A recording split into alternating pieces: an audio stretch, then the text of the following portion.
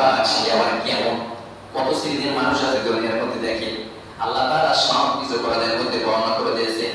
কিছু কিছু মানুষ বলে আরে আল্লাহ আবার কেমন, এমন একটা কিয়ামতের দিন আসবে, সেই কিয়ামতের দিন আবার কি হবে, কিছুই তো হবে না।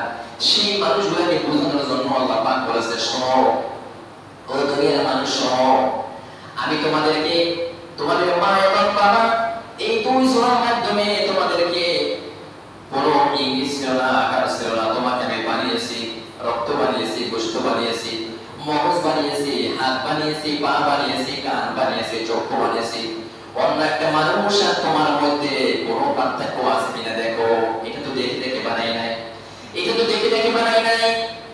এক মায়ের 5টি ছেলে, 5 রকমের, একজনের মেধা বেশি, একজনের বুদ্ধি কম, একজনের শিক্ষা বেশি, আরেকজন অন্য রকমের, আবার আরেকজন উগ্র মেজাজি, আবার আরেকজন ঠান্ডা মানসিক। আল্লাহ পাক বলেছেন এত সুন্দর করে করে আমি মানুষ সৃষ্টি করেছি, কোনো গাইডলাইন না দেখেই তোমাদেরকে তৈরি করেছি, কোনো গাইডলাইন নেই।